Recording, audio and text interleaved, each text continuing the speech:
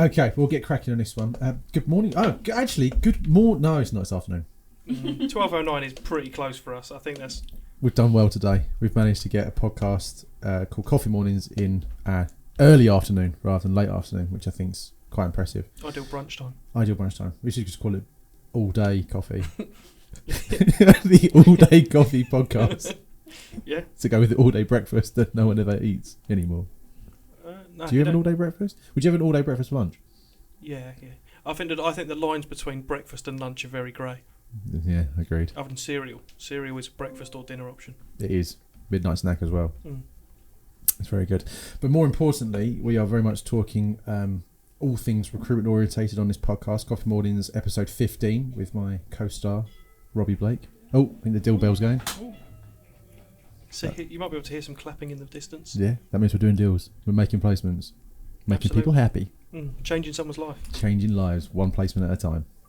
There's a tagline. So that's what they should have done, not the red ties one. Yeah, that's what they should have gone with. But today's episode 15, we're talking about the strategies of future-proofing and talent pipelines. Yes. Very interesting kind of stuff. Very important in this crazy world we live in. Particularly our conversation on episode 14 where we was talking about the war on talent and how employers need to think about how to attract talent better, what they can do. And this is probably one big part of it, right? And actually building a talent pipeline. So let's talk about that. Let's talk about just like where that kind of stands at the minute, what our interpretation is of it. How would you kind of describe it, Robbie? I think the talent pipelining specifically is around, as it kind of says, it's having a runway of accessible people that you know are interested in the business for key areas that you hire in, so that if you have those ad hoc hires where you need to grow out the team massively because you just want a new client or someone leaves the business, you're not kind of scrambling around immediately kind of going, right, we need to start from scratch every time. It's kind of having a pool of people there ready to kind of reach out to for when the time comes. I think this is something that TA teams specifically are kind of doing a hell of a lot more now as well. Totally. Rather than saying, right, we've lost John in accounts, we need to go and find an accountant. Damn you, John. Damn John. John's left us. Where's all the money?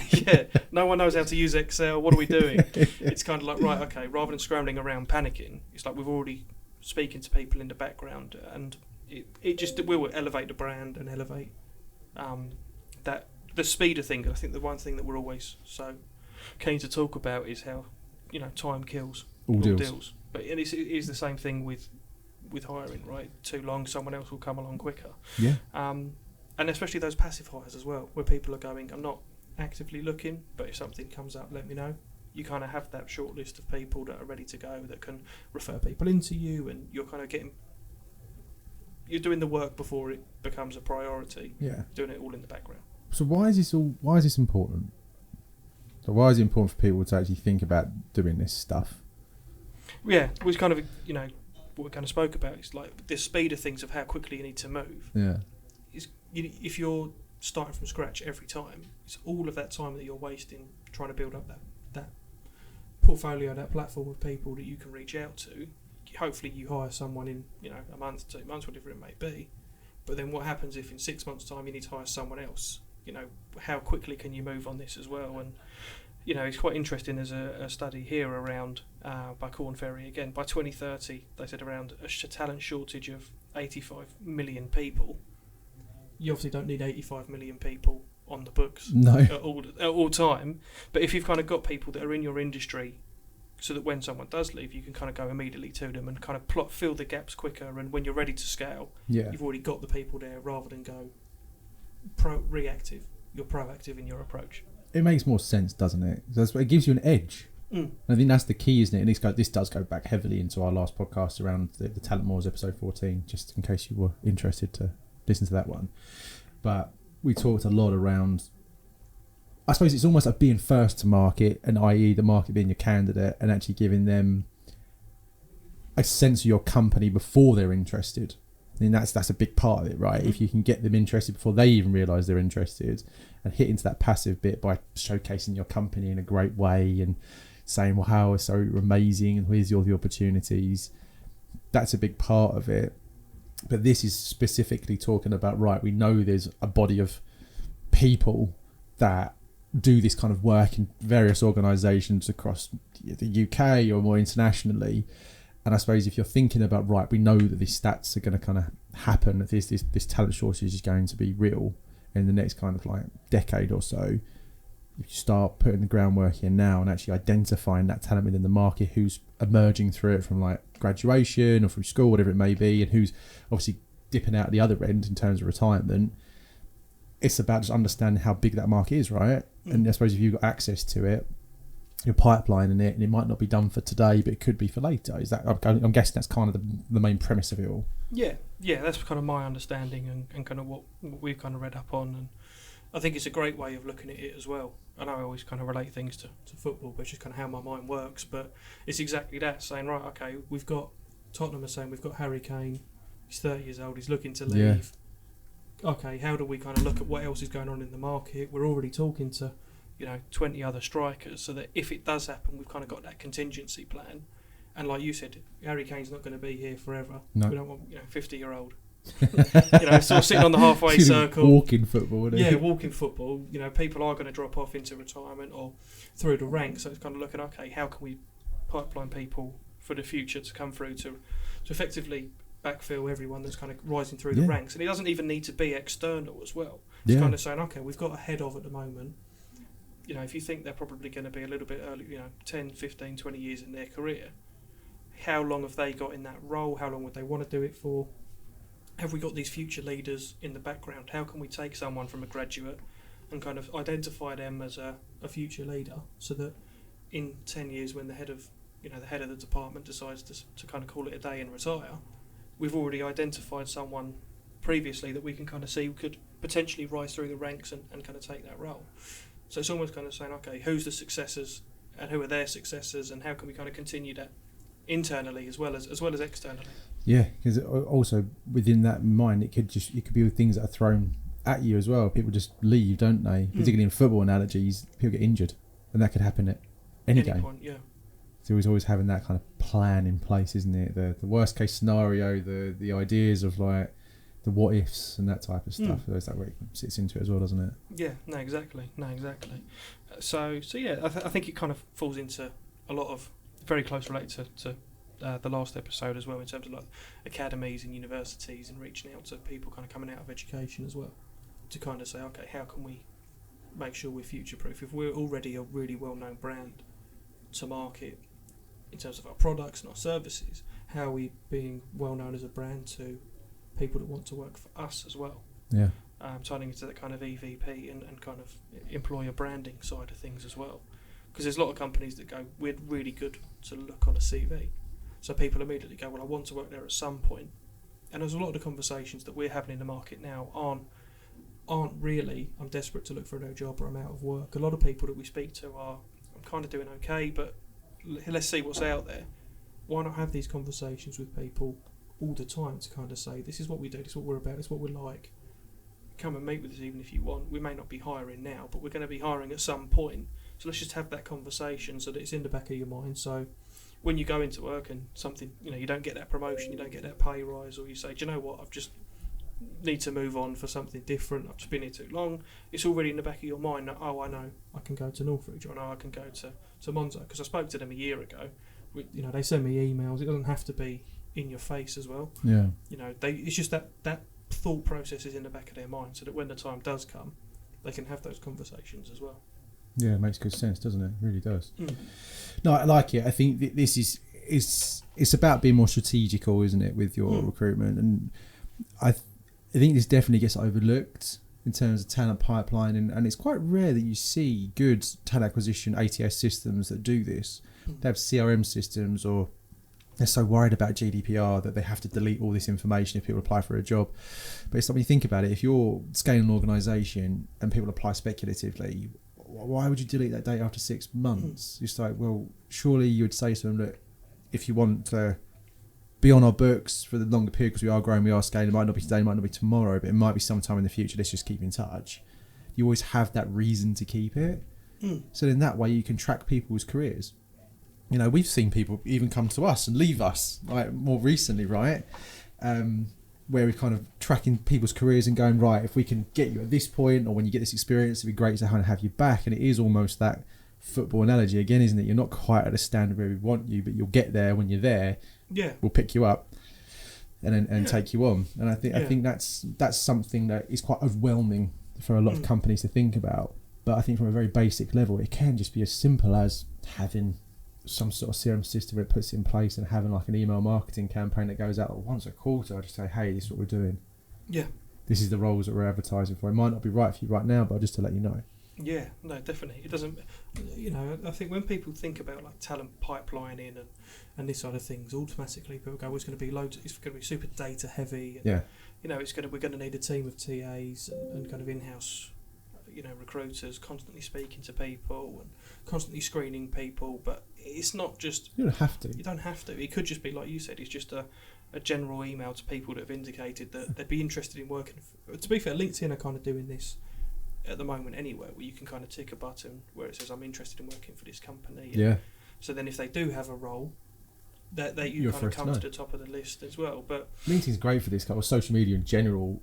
It's exactly why, well, I say exactly why it exists. That's one great reason why companies should use social media more, for just that awareness piece, just to be showcasing what you're doing as an organisation, whether it be hiring one person or 10 or just what's going on. It generates that followers, generates a community, people get interested, and eventually something will land. And I think that's it. It's just about putting yourself out there and being as organic and as unique with it and authentic as you possibly can. And at whatever level you can, if you can go out and hire a load of TAs and do tons of marketing and all the wonderful stuff that goes with it, great. But it can be as simple and as basic as go on LinkedIn, set up a company profile, build an email marketing campaign that you can do through Microsoft 365. It's free. It's all part of the packages you tend to have as a startup. So just start there and grow it. And the weird thing is, the small ones, the companies that aren't massively funded and great big budgets, the underdogs actually get just as much attention, in some cases more attention, because the flexibility that you can have with that to say, we are growing, we're scaling, we're looking for people that want to do a bit of everything and be exposed to a bit of everything, because that's the exciting reason to join here. That in itself is a great USP. Yeah, 100%. And even it doesn't have to be this whole kind of global super. I think when people hear the word strategic, I think exactly. They go, oh no, but when you be strategic, it kind of I think it's a word that gets thrown around a lot where it probably shouldn't be as well. Where it isn't just a buzzword. Yeah, it's a buzzword, but really, if you look at it, the strategy. If you're say like a high street shop, and you just say we need to hire people to we need someone to run the floor. We need a finance person, we need a HR person, and customer service people. Even if it's just locally, it's just kind of being saying, well, we've got people there now, but what happens when they leave? Even if it's just local, going to schools and saying, oh, we need part-time weekend workers. That is your strategy. It doesn't have to be this, tech first, super savvy, No, AI generated. Let's get a consultancy to come in and help put a pitch deck together for we just want to sell coffee, dude. We sell coffee in Billericay. We just need to know that there's people that would be interested in working for us, so that if we do need to get busy or we do have work available, that people are out there. Yeah. Not just, what do I do? Let's just put an advert in the newspaper, put something on the window. It's that sort of stuff as well. It doesn't have to be this super thing. For what with what we're doing in terms of like the biotech and the fintech side of things, maybe it isn't as easy as just going to a school saying I need someone to work a set. Put a picture on the window. Yeah, we're hiring. Put a picture on the window outside. On a giant billboard saying like need scientists. Apply here. Yeah, not that easy, but it's the same premise. It's just kind of going, okay, where are these people working out? Where do they go? What we do. Where do they go? Yeah. What trends are we seeing? That kind of business continuity place. I've been struggling to say this word all week. I don't know if it's coming business up now. Business continuity. Yeah, but better quality candidates, faster hiring. It just speeds everything up so that you have a much simpler and quicker and easier hiring process. That we've lost someone or we've just got loads of funding. We need to hire now, and it's the panic that comes with that. Yeah, and I think it's about transparency here as well, right? Because I think there's a tendency that you build these things but then someone's got to manage it. So okay, let's just argue that we get 100 applications. Who's going to go for all those 100? I haven't got time to do that. It's part of my job. Not what I want to do. I don't think everyone needs like a phone call to kind of go, this is a detailed reason to why you're not right for us right now. It's just, it's not right for us right now. I think that needs to be a bit more openly said. Because I think everyone is so scared of like giving feedback, particularly if you have interviews and stuff like this and you don't get the job. There's always this like weird bit where you want to give constructive feedback, but you're so worried about how it gets taken. You don't put it in writing. You want to be a conversation, and sometimes people just don't do it at all. So and it all kind of falls apart. But I think when we're talking about pipelining, it's just about letting people know that there are opportunities now and in the future. And if you don't get it this time, there's always going to be opportunity in the future. It's not to say that you actually are going to get a job here, and I think that's the thing. It's just to make people aware of what we're kind of doing, and if people follow that, like it, and get something else from it than the job, then that's just as powerful, I think. And sometimes it could just be as simple as referrals. Just use it as a way that if people aren't quite right, to incentivize them in a different way through like a referral scheme or something like that. So 100%. And I think one thing that you kind of mentioned that stuck in my mind is around, just because you apply for a role and you get rejected, it doesn't mean that you can't then ever work at that company. No, yeah. And I think this is something that clients kind of need to look at as well. And to be fair, it's conversations that we have had. It does happen 100%, and we've done it where it's like you interview someone and you go, you're good, but not now. Yeah, not now. For what we need as a business, we need someone here. You're not quite there, but I'll tell you what, and you hear it a lot when they go, I'll tell you, we'll keep them on file and we'll let them know if anything comes up. And keep them warm. Yeah, keep them warm, and it's just that classic, like, just be honest of fob why you don't. Off. Yeah, fob off. Yeah. But we've seen it where you kind of say, well, you're not quite there now, but let's have a conversation later down the line and actually put something in there to say, like, this is what we need. If you can come back to us once you've got this, whether it's 6 months, 12 months, 18 months, then then you're kind of ticking the boxes for what we need. And I think that would be an interesting conversation for companies to have. Because how often, we've seen it here where you kind of go, just not quite right. 3 years later, kind of comes walking through the door and is part of the team now. So Julie's a good point. That's a good point, actually. Yeah, I was trying not to name names, but that's all right. He's here. Yeah, he's here now. So, but yeah, we met Julian 3 years prior and said, really good guy, but just not kind of what we need right now. It's not the right timing. I think was a big part of it as well. Yeah, it was. But now 3 years later, he's a very different person. We're obviously a very different business, so it matches now. Yeah, it did. It's funny how that one worked out. Yeah, so it's really interesting. And if you it's like butterfly effect as well, right? If you hadn't have made that decision and gone another way, would you have got the same result? Maybe not. I don't think you can get too caught up on that kind of things in terms of, let's just take people on if they've got promise but they're not quite where we need them to be. Like, no, it's okay to say you're a little bit too raw for what we need, but you've got good skills, but we're definitely interested in you at some point for when something does come. Yeah, keep it open. Yeah, just keeping it open. And I think it's like you said, the transparency that just because and it doesn't have to be that I'm applying, it could be I'm really happy at where I work, but I love what you guys do. So do you know what, if I did get made redundant tomorrow, I'd be interested. So just keep me posted if something does change as well. Because how many, there's probably loads of companies that you look at and go, that's a really cool company, I would love to work there. But you go, it doesn't necessarily mean that I need to now. I'm happy where I really enjoy where I work. I love my company, I love the people that I work with. But it just looks interesting for the future. But if something happened, then I'd look at it. And I think that's exactly the point of this whole talent pipelining piece, right? Is to keep that active. Yeah. And there are lots of different strategies around this, isn't there? And I love that the first one very much is proactive recruitment. No, it's true. Like, I think no matter how much you want to put yourself out there in terms of your brand and your awareness and that kind of piece, to have someone that's proactively targeting individuals that could be right for your business, i.e. recruitment companies, consultants, internal talent acquisition teams that are proactively scouting the market. Because I think there is a crazy stat around the percentage of people that actually apply for jobs in the recruitment setting, recruitment consultancy perspective, compared to how many placements that we do from headhunting and LinkedIn and that more passive approach. And if I remember, it's about 13% of all our placements come from a job ad. 13. Yeah. That's it. The rest of it doesn't surprise me. Yeah, how crazy is that? So you think about that for a minute. So if you're thinking, I've put an ad out on LinkedIn and Indeed and the rest of it will be done, you're not wrong, but you're only seeing 13% of that market. You're seeing 13% of what's actually available looking right now. That's not to say they're the best people for the job that could be interested.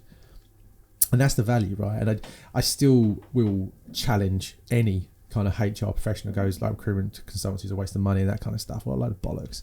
Yeah. Like the bad ones are. I completely agree with that. Yeah. But the good ones should be able to say, I hear that you've got applications for a job, and that's wonderful. And really, you can only take one girl to the prom or whatever person you want to take to the prom, doesn't really matter. But if you're not seeing the full scale of actually what's available, how are you making the best educated decision? Right? So you got your 13%, you might get one or two that look great for it. But then there might be someone over here that's not looking, that is undervalued, for example, or has all this promise that you can bring to market, that then you've got another comparison to. So I think proactive recruitment's definitely a huge one. And that's got to be, for me, like here to stay in terms of proactivity. How that happens through technology or whatever is a different question, I think. But I think you can't get away from that passive approach rather than just the active ones that are genuinely looking for a job because of redundancy or hate my boss or not getting enough money or whatever it may be. I think there's a huge part of it there. Yeah, no, exactly. No, definitely. I think, yeah, that's a massive one. And it doesn't have to just be someone, like you said, an agency or a TA calling people day in, day out. It could be kind of, getting your thought leaders in the business to go to networking events, which they're probably doing anyway. Kind of going to events and talking and attending industry events. And webinars are good as well. They're free and easy. Just sitting there and just talking about the business and talking about what you're doing and where it's going and what you'd look for if you were hiring, for example. Easy. You can do that, with an iPhone, with a phone in general, and that's it. You can do it for your laptop now, 9 times out of 10 on Zoom. Just record it and then post it. Yeah, it's done. Like this, I think that's again proactive. At least that's probably a bit more passive in terms of not actually headhunting, but again, it's still raising that kind of awareness to people that wouldn't necessarily be looking. Yeah, definitely. This next point's quite interesting in terms of how it links to that whole skills taxonomy episode as well. That was a taxing podcast to do, wasn't it? It was a very punny joke as well. It's very poor. I'm not as good as you with this kind of stuff. Yeah, Tom's the best, but I don't see him in the office. But if you ever give him a phone call, there's a few thrown in there. But yeah, in terms of kind of going, okay, we're looking at this skills taxonomy. What are our high growth, high salary, difficult to fill opportunities? Yeah. How can we help people already in the business that have got 5 out of 10, 7 out of 10 skills in that, grow into that? So rather than having to go external and pay someone, go out and pay someone who's on 100 grand, 150 grand to move, plus fees, plus all the rest of the compensation that goes with it. You think about the cost to hire for that individual person. Why don't we just put a quarter of that budget into actually just making sure that the people that we've got that can do that role and can continually to come through in that succession planning are kind of rising through the ranks as well. Yeah, because there's just really great skill that's being not utilised in their role, right? That happens. Yeah. Either they can already do it, or people that go, do you know what, you've got 7 out of 10, but there's this specific type of programming language that we can put you on courses for, so that, by the time Steve has retired... Steve. Yeah, I don't know why I went Steve. Joining accounts, Steve's retiring. Yeah. What next? Yeah, and then Alfie can kind of go through and get promoted into that role. So it just kind of goes through that way. And in that internal development, it's something that we always ask when we're speaking to clients. It's like, have you gone internal for this? Yeah. Not, number one, because it's frustrating for us to get to the end of a process, go to market, and then they go, there was actually someone sat beside me could do this job all along. But it's like, you should be thinking about this before you go anywhere external, whether it's putting a job ad out or anything. It should be Yeah, it's a good point actually, isn't it? And not just putting it out to the business internally, because how often do you see people go, there was an internal job, I'm not going to put my name forward because I don't think they'll want me, or sometimes just kind of talking to other business heads. I think people get clouded by it. I think it is definitely an idea there that if you've already worked with someone, you know what they do, and they couldn't possibly do what you do. So you'd rather have someone new that you don't know that background, don't have that kind of affinity with them, which in a way is crazy, because you think, like, if you know that someone turns up a day, they work hard, they might just be not great at sales, for example, but they are busting their bollocks and they're super organised and they're articulate and it's got all these other things. It's just like, they've just got the wrong role, and that's also fine. So why not just pivot that? Yeah. And then, like you say, you've already got the trust there, because you can see that from like a data perspective in terms of people's, if they turn up and they're, you know, what they've kind of done, the reviews, and like what the manager thinks of them at that point and where they want to go in their career. And then it's just about, I suppose you're right, literally looking internally and proactively looking internally, but then that's where politics get into play. Yeah. Like poaching internally and all this kind of stuff. But it's like, well, if people are going to leave anyway, if you're not utilising them anyway, stop being so fucking proud and just be adults about it. And go, it's just not working. It's fine. Let's just move it that way. It's for the good of the business. Yeah. For the greater good. Yeah. Great. Hot Fuzz. Hot Fuzz. Hot Fuzz. Great reference. Yeah. And it was coming. I could feel it. Yeah, I could kind of feel when you started it. The greater good. Yeah, but it's exactly that in terms of like, or even if it is going really well, if you've got a high performer, if they're a high performer, you're gonna get to a point where what they're doing is not beneath them, but they've progressed past what their tasks are. So you can look at it and say, well, you can either take on more responsibility, but if you've got another team that are closely related, the skills kind of match up, and you can make that pivot, then it's kind of looking at it and saying, well, we've taken them as far as we can go here. Yeah. It might be that the next step for them is to become a manager or is to take on a more senior role, but the department that they're in is full capacity. They've already got people in place that aren't going to leave those roles anytime soon. It's just like, okay, where else can we kind of move these people in the business? Yeah. I think when people talk about internal progression or looking internal for someone, the automatic response is to go, we've lost the senior, the senior. Who out of the juniors can we promote into that role? And it's a very easy way of looking at things. But sometimes you go, do you know, perspective as well. Yeah, you're doing it as a reaction. Like, and do you know what? Unless you've genuinely thought about it already, that is succession planning. And you're right. You see that a lot where manager leaves. Oh shit! Like we need someone to run it. Yeah, you can do it. Yeah. You've been here long enough. Like who's been here the longest? You'll take it. Yeah. When really it could be that you've got someone in a different team that can transfer over into that more senior role. Yeah. Or you should already have it in place to say, look, this is where you can go. I've always felt, right, that you should almost be trying to make your role redundant. And it sounds like a really weird thing to say, but if you stay in it too long, you can become stagnant. And I think that's just true of life anyway. If you do something over and over again, you don't end up innovating. You always got to change, right? And I think there was, I can't remember who it was. There was an old boss of mine that he used to say to me, you should have a job for 2 years and change it. That can be internal, but 2 years is about right. If it's going longer than that, you need to ask yourself some questions, really. And it's not to say that your job needs to change, it's your role needs to change. It needs to be dynamic, it needs to evolve. And then either if you're not getting it, you're not pushing it yourself or whatever, then you need to make a change. And I've always thought about that and gone, that does make sense. And I've done Northwich for 8 years. I don't think I've actually had the same sort of role, the same over those 8 years at all. No. It's been very, very different over the course of my lifetime. But that keeps it interesting, keeps it fresh. Yeah. Right, that's I think if you can identify that internally and promote that, so rather than having Steve that's going to retire because he's done that job for 10 years, for example, that's all he's done, oh my god, he knows everything, it's like, but you haven't then helped him bolster that team or diversify that knowledge base, and that's why now you're panicking. So if you had others that were just as good as Steve, it wouldn't matter that when he retires, because Fred's going to come along. Why are they all just like weird British names? Yeah, I don't know. And also like really like it's just where my brain's going. Yeah, Fred. Everyone needs a Fred. Yeah, I like Fred. Yeah, Fred's a good one. Fred's Fred again. Fred again. Fred again. Office DJ, office radio DJ. Office popular. radio DJ. Sorry, I just throw words out there. I've really struggling. I need to have another sip of Red Bull. I was going to say, yeah, you're in the Red Bull. Yeah. Yeah. Still waiting. I was on the Coke. Yeah. Cola. Yeah, just to clarify that. Just FDA check. Start knocking the door down. Yeah. Wait a minute. Yeah, so, yeah. We talked about something that's weird. I mentioned succession planning. Yeah, we kind of covered multiple points in there. Partnerships with educational institutions, another one. We talked about this in the last podcast as well, right? Yeah, and I think, again, this seems to be a bit... You can feel overwhelmed with this one. But ultimately, if you can partner with organisations or institutions that do train the types of individuals you're looking for, then make a loose connection.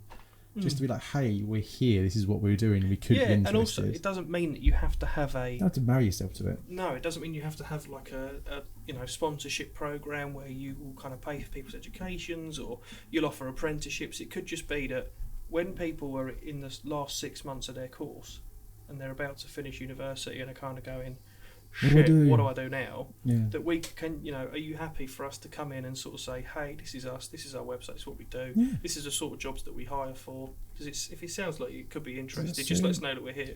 Career fairs. I did a career fair with the guys, one of our clients a couple of months ago. It was mad. Yeah. There was about 300 different like students that come up and it had different coloured name tags. So it was either looking for work, ultimately it was green.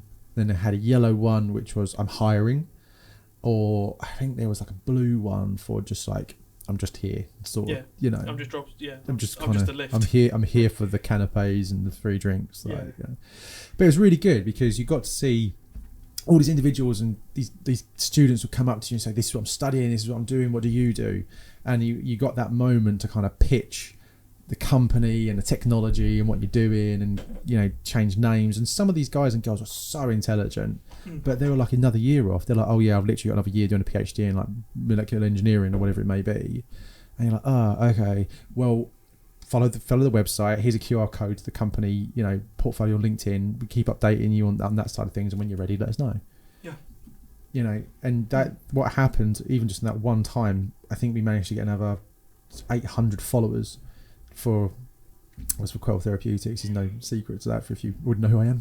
That's where it is. But that was really great because not only was it the students that we spoke to following, they were telling their mates about it as well. So then all of a sudden, it wasn't overnight, but that whole following just like went mental from one event. And that was just it was Scale Up Space in White City.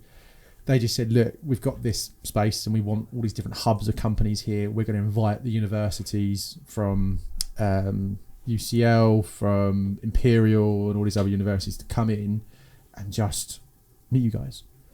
Yeah. Free. You had a little table, yay big, nothing special. Put a few cookies out, a few pens, QR code on the front. Yeah, and it doesn't need to be anything more than that as well. Not really, not to start. No.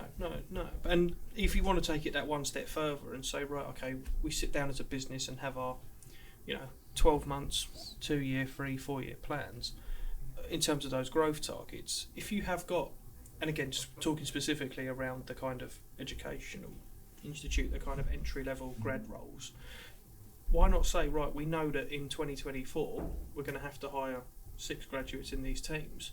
Why don't we speak to people that are either about to graduate? If we speak to someone that has got a year left of their degree, why don't we put out if we like them, say, look, if you continue doing what you're doing, there will be a job for you in a year's time. Imagine the relief you'd have as a student if you said, I've got a year left of my PhD, and I know I'm going to get this job. And I know I've already got a role lined up. Yeah, I think there's a hesitation probably because it's a long time. It's a long time. Anything can happen. You could end up finishing your PhD and go, that was mental. I need a year off. Go travelling. Sorry, it's not going to happen. So I think if you're going to do that, I think the rest of scholarships come in, that kind of stuff. Where these big companies do that, and they'll identify these really intelligent people coming from universities or education or some sort of institution. Say, look, there is a job at the end of it, but we want X, Y, and Z, and we'll fund it and to put you on this course, this internship, or whatever it may be. And that's an interesting way. But I think the fear ultimately is when it's like, right, we need to get grads in September. You need the people now, but I suppose it works in tandem. That's the point, isn't it? Is that you're going to get your immediate reaction from the market when you start posting and start advertising. You're hiring now, but you want to just make sure that anyone that's been following in the background is aware of it as well, because you just don't know. Like you could someone you met a year ago could just turn around and be like, actually, now's the right time. Yeah. I think timing's a massive one with all of this.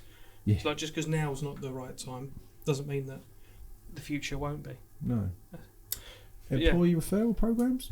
Yeah, I think it's criminal not having one of these. It's the simplest way of doing it. Who do you know? Who do you work with? Yeah, is there anyone? Got any mates? Yeah, who do you know? Do you have any mates? Do you know anyone that might be interested? And if you do, we'll pay you. Yeah. Because we won't have to pay for a job ad. We won't have to pay a recruitment agency. We'll look after people. And like we always say, good people don't refer shit people. No, they don't tend to. Don't tend to. No. And also, you kind of get a much truer. I think with a referral, you get a much truer story as well. Well, I think you get a better personal testimonial, don't you? Yeah. For sure. Like, and particularly if it's So a it's referral where you've I've actually worked with this person, Yeah. and we're friendly, but we're not mates, so to speak. Yeah. Do you know what I mean? Like, we've been work colleagues. It's interesting. It's very rare that people refer good mates. I wouldn't want to do it. I've always been really against it personally. Yeah. No, I'm the same. Yeah, I think working with a mate is very different to working with like a co-worker. Mm. And the closest I've ever got is Phil, really. So Phil is my friend. We are friends. Best man We are, yeah, I know. And and he's just finding out on a podcast that you're not actually mates. Yeah, we're not really friends, Phil. But our friendship grew from work. Yeah. So we were like colleagues that just worked really, really well together and become friends. So he's the only person that I would actually go, yeah, I'd hire him because he's my mate, but I know how he works and we know how we work together. So that worked quite well. Ben? No, Ben's my brother, right? It's just completely different. Ben before work. I knew Ben before work. Yeah. Rocked up in a spare bedroom. Yeah, I was like, who the hell are you? The spare bedroom's not the spare bedroom anymore? You know you're taking my inheritance, right? No, yeah. I've had it before. I had a couple of mates that said, like, you know, could you get me a job? Can I work with you? And I was like, just no. Like, great guy, but no. Just not happening. You've seen me at my worst. I don't need everyone knowing that. There needs to be lines and boundaries. Yeah, and I think that's another thing. Family. Like, yeah, that's one thing that we always, you hear it all the time, especially when you work in recruitment or HR. It's like, oh, can you help me get a job? And it's like, probably. Yeah. But, the type of recruitment I do is very different to what you do. So it's not as simple as just, I can get you a job. And it is keeping those boundaries separate in terms of work, family and friends. It is best to keep it separate. I think it's like a saying in TV, isn't it? You don't work with kids and animals. I think in work, it's just don't work with friends and family. Yeah. But I must admit, but it's not to say people from work can't become friends. No. We have a good laugh together, and everyone here gets on. But we do, and it's quite hypocritical of me because I work with my brother, who's my partner, and I work with my mate, who's Phil. So it's completely hypocritical. But I think the only backup I've got on that is that we all worked at the same place and we worked together, so we knew that was the world, and we knew that kind of synergy between us made sense. And I would refer them all day of the week. If anyone said to me, like, in a different world, like, who would you refer, who do you want to bring in, I would say them two guys in a heartbeat. So with Tom and I didn't really work together. We were more mates than we were colleagues. He works in a completely different market, completely different teams. We didn't really know each other. So he works here. So I'm probably actually completely blurring the line with what I've said. But I suppose the idea is with referrals in general, they tend to be more sticky in the sense that they work better. And it makes sense because if you've got someone who goes, I've worked with this person, they're a great individual, they can definitely do this job, I think it just puts you in a better setting. Like you said, it's a good cost-saving exercise as well. Yeah, definitely. Alumni networks kind of leads on to do. Yeah, do you know what? Bit like referral. You kind of cross it between referrals and education, really, in my mind. It says it quite clearly. It's people who leave on good terms, because your alumni network, you don't want full of disgruntled kind of employees that go, oh no, like, don't work there. That's not what they're saying. I'm guessing people do leave on good terms. That naturally that happens in life, right? People come and go. To continue that and get referrals that way is very interesting. I don't think I've seen it that often. No, we've seen it a handful of times here. Yeah. Where, someone's left here to go on to do a different market and then gone, oh, you should work with them guys. Yeah. It's quite a unique situation, and I think you have to leave on good terms. And I've definitely seen it with larger organisations that, I know KPMG, for example, actually have an alumni team that work internally, and they're literally there just to market to those guys, to the ones that have left. How mad is that? So there's a team of people that work at KPMG in London that literally specialise in that from a marketing perspective, just the alumni. So everyone that's gone. I'd love to know how many people that includes. A lot. Yeah. You can imagine over a lifetime. 100,000. It's got thousands, maybe more. But you think of the lifetime of how that, I don't know how long that team's been running, probably a lot longer than I can think of. and throughout that time, who comes and goes? You know, I don't know how many people KPMG even hire in the UK. It's got to be thousands and thousands and thousands, right? Consultants and partners and all the rest of it. Yeah, but not even including. So you think again, for a loss of a career, if you start work, even if you started later, like 25, say, after education, etc., and you work right up to like 60, 65 years old, you've got 40 good years. So someone might be there for 5, 6 years, disappear for 15 years, and still be able to come back. Yeah. I think that's something that we're, you know, that it's definitely changes. Like, just because someone's left doesn't mean they wouldn't go back. Yeah, exactly. And it's like we said, it's like it was just the right time to leave. It was the right time to part companies. That road may come back together again. And I think there's two parts to that, isn't there? To kind of go, there is a reason why people leave. And sometimes it's just in a different direction I would have taken. That's fine. Sometimes it's financial, sometimes it's personal, whatever. But if you leave it in a good term, that road can come back again. And I think that's what that alumni program, I'm guessing, really should be all about. Very difficult, I think, when you're starting up, start up about how that would work, but maybe not. Maybe when you're starting up things, it's just very raw and people aren't ready for that, so it doesn't work. But if you leave it in, I think the whole premise is, if you leave it in a good sense, in a good way, your relationships are intact in some degree. Yeah, I think leave the door half open, you don't know what's going to happen. Yeah, and I think with the alumni piece as well, it's like a lot of startups are spin-offs of bigger companies. Yeah, and you kind of talk about it, but you know, you set Northreach up, and now 4 people that worked at the same company. Granted, one's Phil, the other one's Ben, but even Tom is like, Tom didn't immediately come over from day dot when Northreach set up. Neither did Phil. So they both stayed on at the your last company, and then joined at later dates. So you find that a lot with the startups as well, where it could be 4 or 5 people that are colleagues turned mates or family. And that's all talent pooling, right? Like, it's funny enough, there's still like a handful of people I just talk to every so often. What's going on? How you doing? You know, all that kind of stuff. What you up to? Because you just don't know when that could collide again. So I'm always prepared for that. Just, you know, try not to burn your bridges too quickly, and leave in a blaze of glory. Yeah. I definitely depart that. Yeah. But I think if you can leave some of those doors open, then why not, right? Yeah. No, exactly. I mean, talent pools. I mean, that's kind of the overarching topic of this whole debate. Have we debated? We have debated vigorously. There's an obvious joke. We won't go there. We won't stoop that low. But yeah, in terms of the discussion that we've had, I think it's all around how do you build this talent pool of people, and it could just be people that go, do you know what? Yeah, I'd be interested in working it for your company at some point as well. Industry partnerships. This is an interesting one. It's probably more with associations and that kind of things than specifically targeting or partnering with other companies, so to speak. Do you know what? This could even be networking groups. You know, particularly if you're starting out and you're raising funds, finance, etc. Venture capitalist groups, they tend to do a lot of networking things. They're good hubs of data and resources, ultimately. So I think it's that. Consultancies, you know, there's so many different things when you think about the word partnership, and again, you don't have to be married to it. They're just connections. We've got them, right? So our industry partnerships I've got with like legal firms, VC capital firms, HR consultancies, IT. You know, there's so many different things that you would never normally see, but they're just relationships and people I can go to for those elements. So again, same difference. You can use that not just for the service they provide, but again as a pool to say we are hiring anyone in your network. Because if you think of like a legal firm, for example, particularly a lot of them, they work within the same sorts of markets because they specialise in startups or whatever it may be, particularly in our world.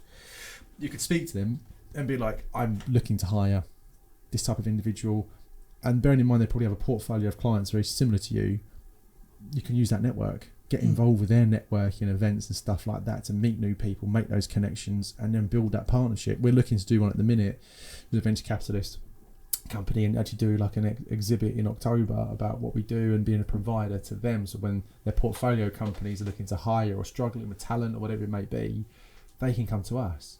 We're not married to them. We don't owe them anything. We're just doing it because we're running the same circle. They've got their angle, we've got ours, but collectively, you know, we can actually make the world a better place. Yeah. So that's a really good one to do. Yeah, and that kind of ties in really nice with the next kind of couple of points. Online communities, networking events, and then obviously like freelancer and contractor relationships as well. You know what, this is probably very overutilised in some places and very underutilised in others. I think there's this sense of freelancers, contractors are expensive. And it's like, yes, they're expensive if you use them incorrectly. Yeah. And I think that's it. You need to be super savvy about how you actually hire a freelancer or a consultant or a contractor. If you think about the big banks hiring contractors and having them for 7 years, like there were some great days, right? And I got it. It made sense, and it was purely again, but that was down to resources because there wasn't enough permanent people to do the jobs or a contract. So you're almost dictated to by that. But then IR35 has kind of really done its thing with that, and the government have kind of stamped a lot of that out. Yeah, and now freelancers and contractors are being used for their real reasons. Yeah, exactly. Because if you are a startup going through like an application for like a regulatory license, or you've got maybe like an S166 for example, and you go, right, we need to get out of an S166, we need to put an application together. It's like, yes, I can go and hire a team of people, and that might take me many months to build out. But if I just had freelancers or contractors that can kind of come in, help me achieve what I need to. Or if I'm going through, like, I need funding, for example, do I need a permanent person in the business to do that? Or can I hire someone and kind of say, look, we need to raise X amount of millions by this date. We need someone to run it, manage it. Bring someone in as a freelancer or contractor to kind of do that. And then when the work's done, they can kind of go and you're kind of keeping costs down that way. Yeah, and then you might say, right, we need another funding round in 2 years. Can you come on board again? And we use in terms of like video editing and kind of stuff where there's just not enough hours in the day, kind of outsource it to freelancers to kind of do that side as well. And I think that's the key to that, is it doesn't have to be big gargantuan projects and big meaty pieces of your company given away to contractors for X amount a day or whatever it may be. It can just be those project deliverables that don't necessarily need a human in the office that you need to manage to do it. It just needs to be delivered. Yeah, and we have done that. Like we've done our marketing. We've got people that work in the marketing team, right? But there is a lot of mechanics to it. There's a lot of deliverables, and sometimes the workload just kind of overspills. So then contractors and freelancers are there just to pick up that slack, and then your deliverables are still done at the same time. Yes, it costs you money, but it's costing you either time or cash, right? One or two. And then you in either formula, in either scenario, you throw time into that equation. And no matter however way you break that down, you're either, if you're not going to do it, you sacrifice time. If you pay a lot of money for it, or you don't pay a lot of money for it, you sacrifice quality. If you don't want, it goes round and round and round. So I think freelance contract relationships are just important to be able to use it exactly when you need it, and have a very clear picture of why you need it, and do not let it go on and on and on and on and on, because that's when it gets dangerous. And all of a sudden you've got all this contractor cost going up, and ask yourself a question: why are we paying all this money? And everyone goes, he's just here. Yeah, he's eating a sandwich.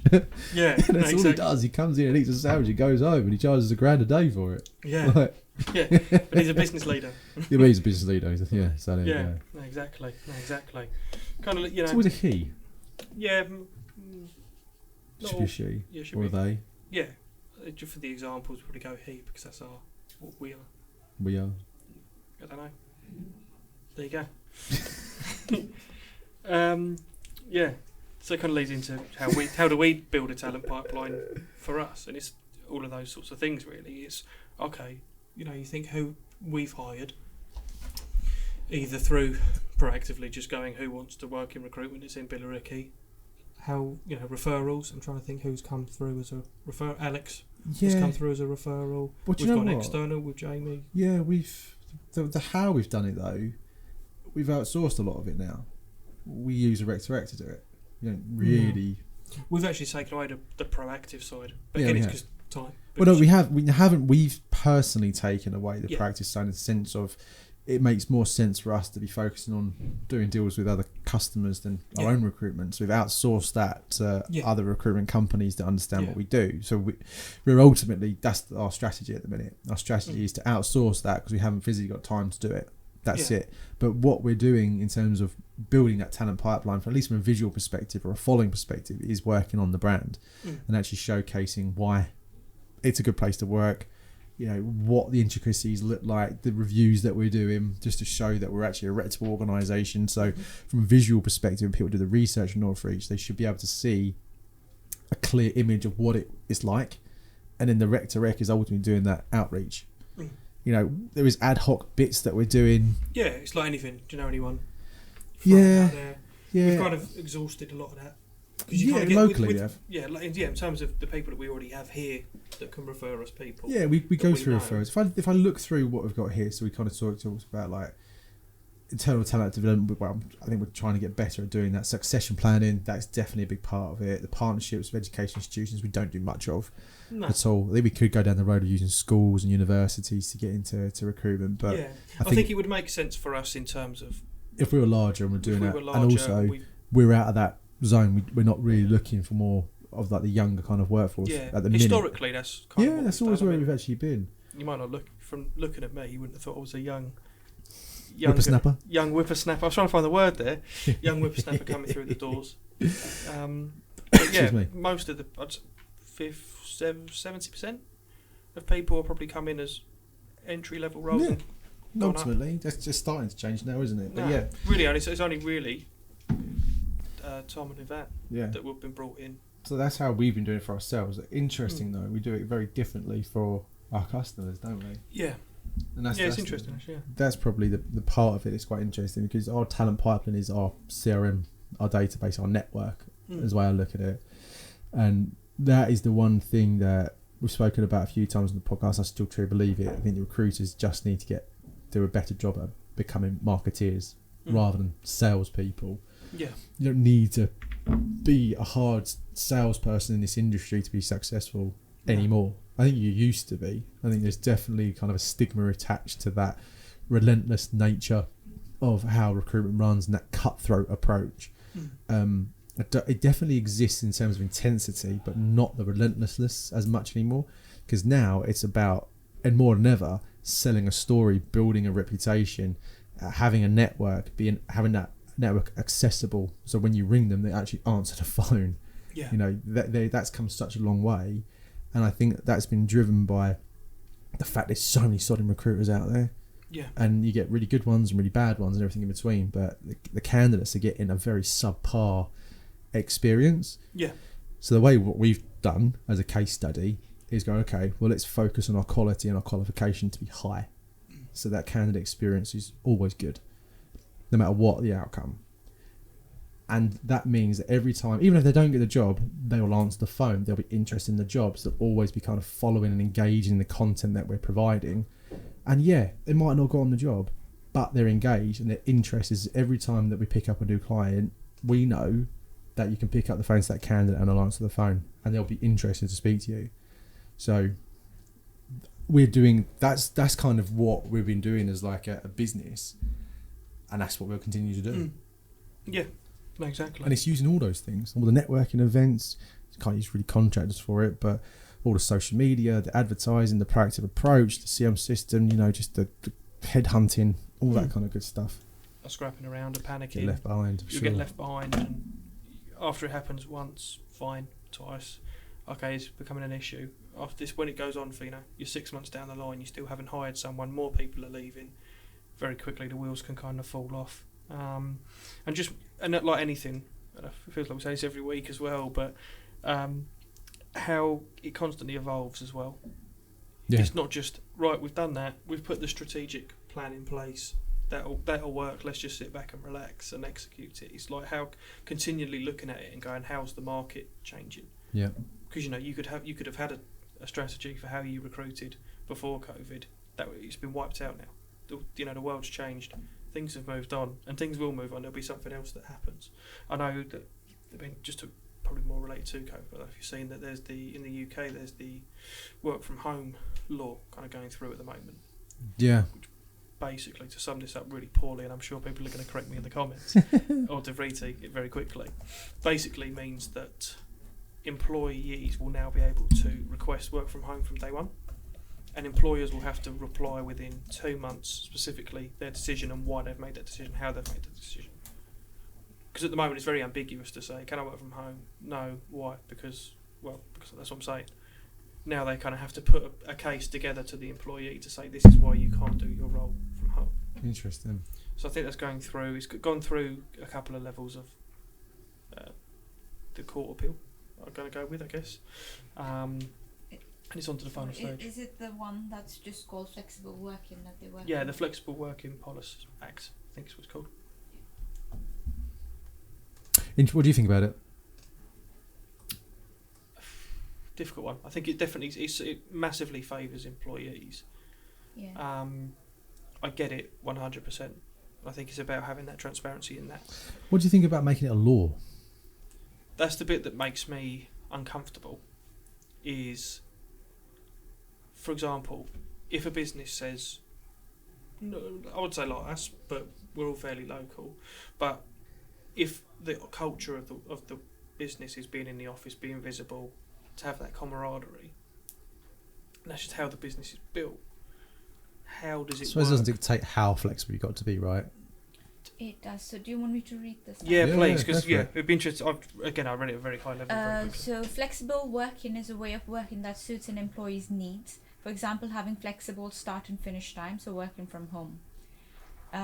All employees have the legal right to request flexible working, not just parents or carers. This is known as making a statutory application. That's always been there, though, right?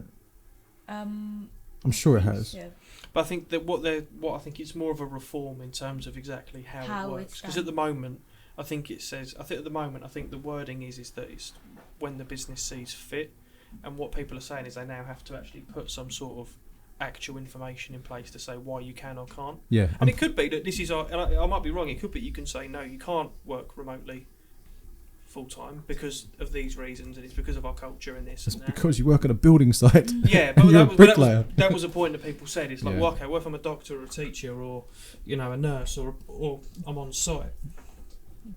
I think that's where it becomes ambiguous. Sorry, yeah, so Debbie, they've sorry. said what employers must do. So employers must deal with the request in a reasonable manner, and they've given examples. They must assess the advantages and disadvantages of the application, hold a meeting to discuss the request with the employee, and offer an appeal process.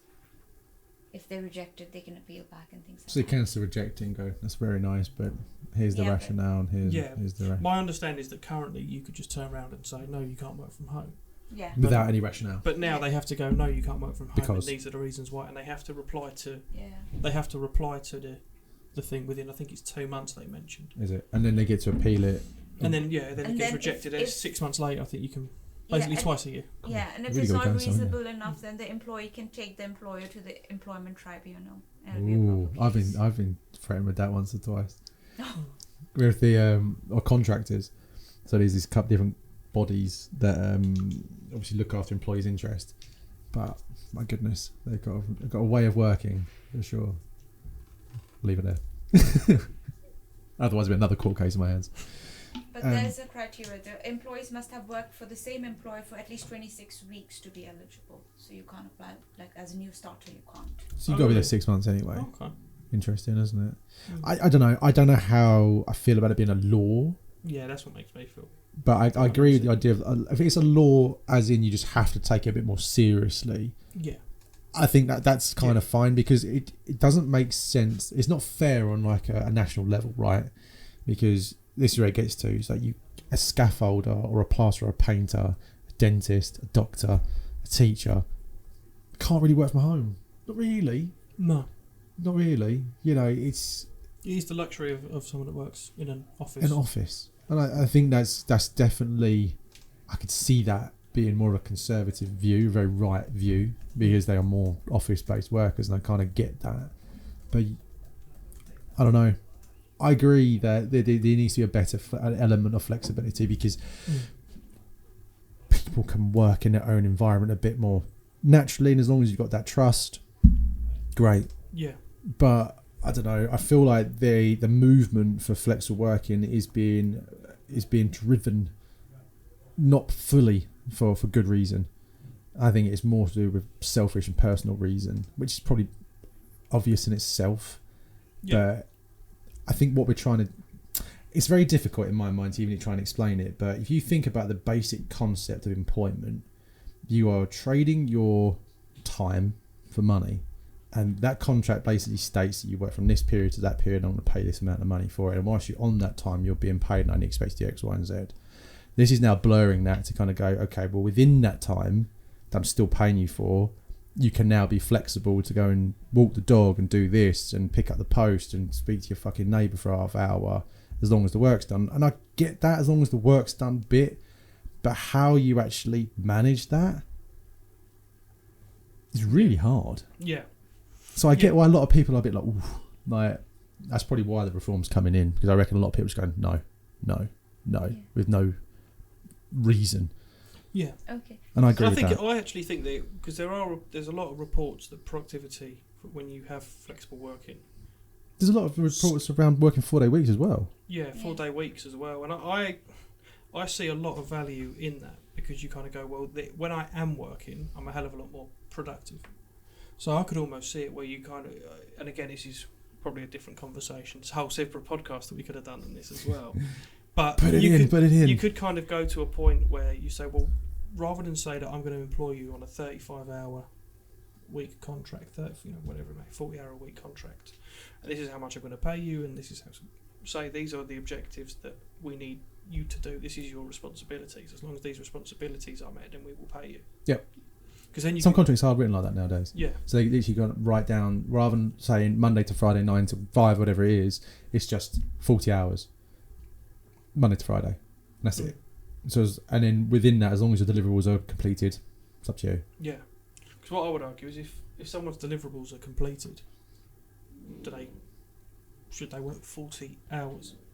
Well, no, because then what they do is do exactly what I said. It's like, well, I've kind of done everything I need to do, so I'll put the dog, I'll go have a longer lunch. And I think this is where a 4-day week could make more sense.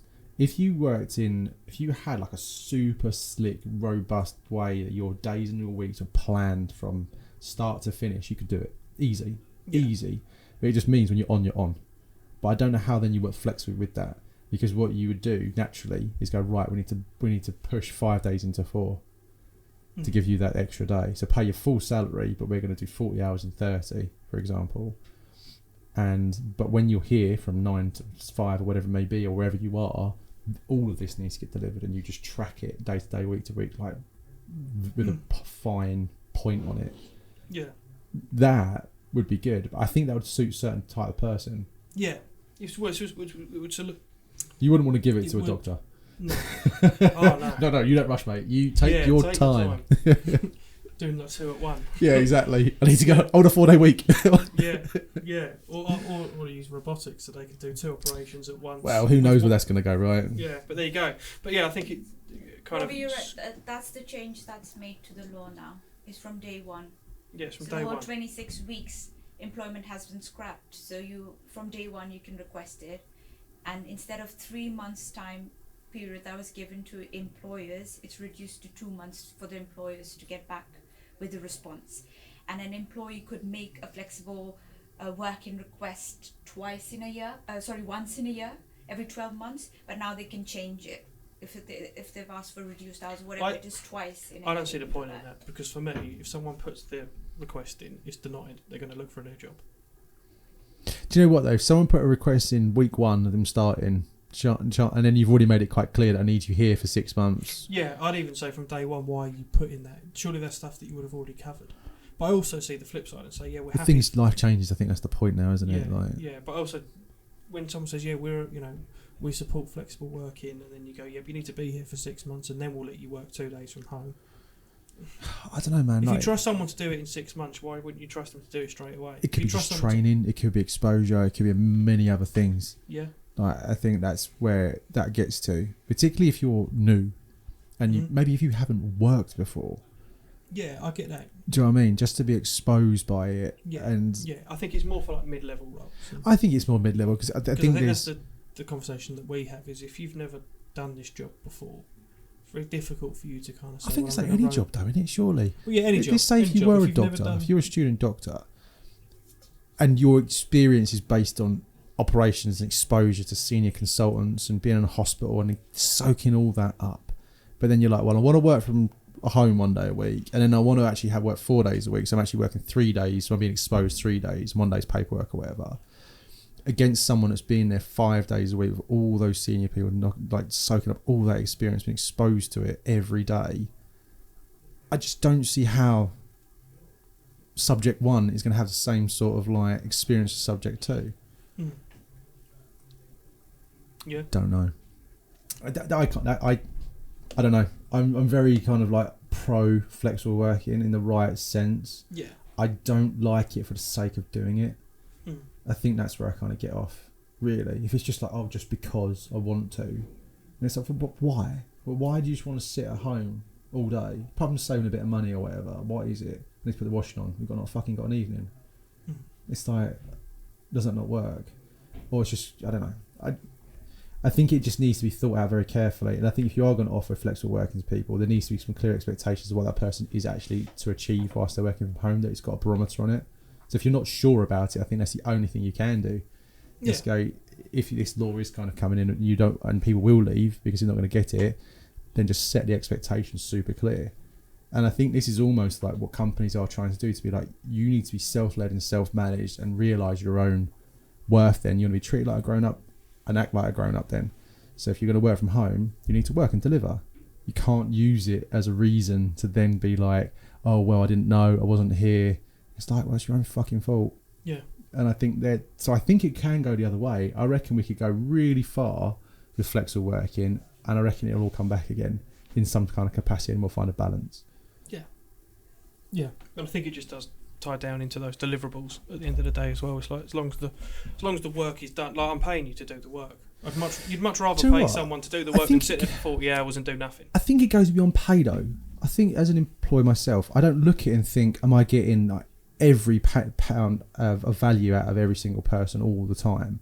I'm more thinking about it going, are people realising their own potential by making decisions they're making, by not working or working from home because it's just an easier day or whatever? I was like, are you achieving your goals by doing the actions that you're doing? Are you getting there as fast as you possibly can because you're the one who wants to do it right? And everybody has this kind of idea of what success looks like.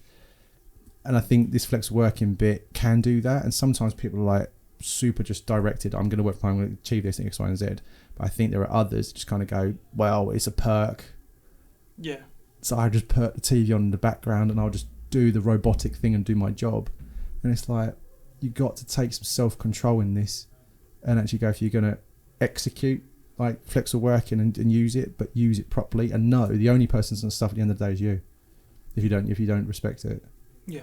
I think that's kind of where I get off on it. Yeah. Because and it would be revoked as well, where people go, okay, yeah, you put the business. You just place, lose the trust. I think that's the thing. Yeah, you lose the trust, and it'd be, well, you've proven you can't do it, so our business case is that your productivity goes What's down. your business case? You don't work from? Well, you don't do anything whilst working from home. Discuss. Yeah, yeah, and it'll go the other way. So we've had that before, though. Remember, I definitely won't name names on this one, but we've had an individual do that and swore blind that they were working.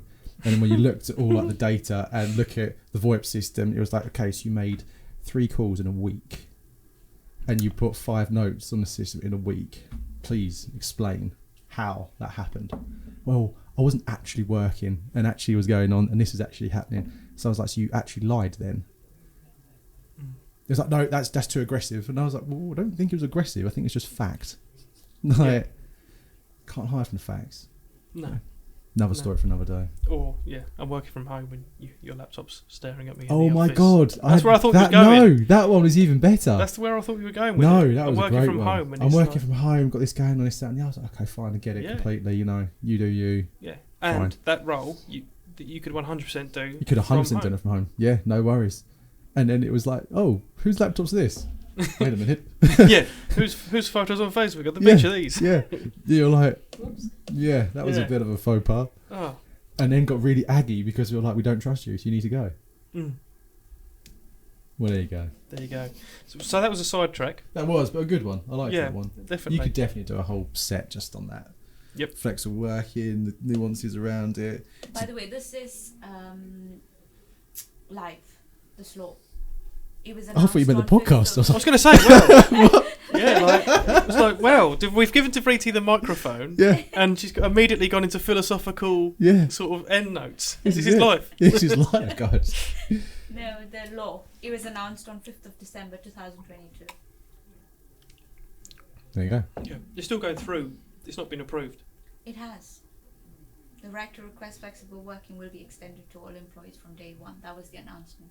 Oh. 5th of December 2020. But like I say, I think that law already did exist in terms of. I don't know what I saw then. It was about something new. It's probably more like through. working from More home. things Flexible added. working was different. So the flexible working thing has been there for years.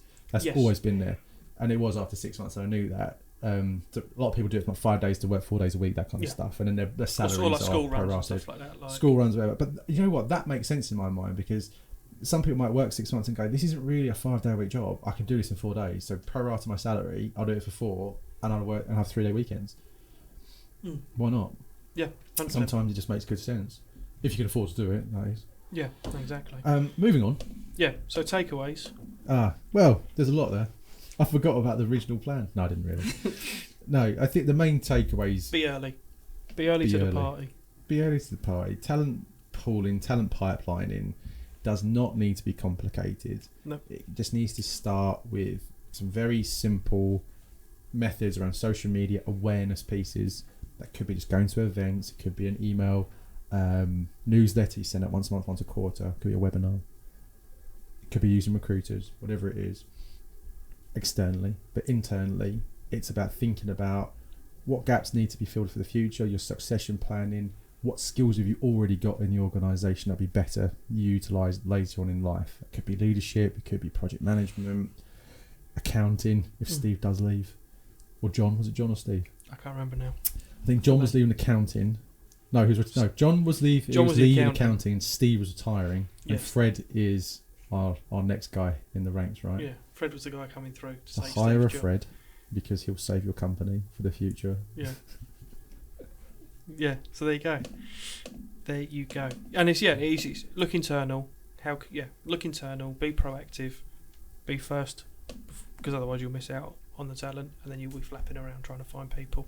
And figure out flexible working. And figure out flexible working with a little side note. Yep. So what's next episode? Episode 16. What is in episode 16? Have we got one? Yes, recruitment horror stories part 1 and 2. We're doing Really? horror stories. I forget that we're...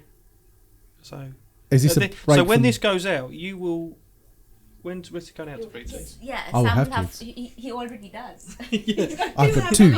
Yeah. You would have I'll doubled. have doubled. You will have 100% more kids. I will have 100% more children. Yeah. And a 7-seater. I've already got a 7-seater. And you were 37 years old. And I'll be thank you, Yvonne. And I'll be 37 years old. I'll be 24. Or as we went through with the episode about Northreach with Ben, I've only ever been 20.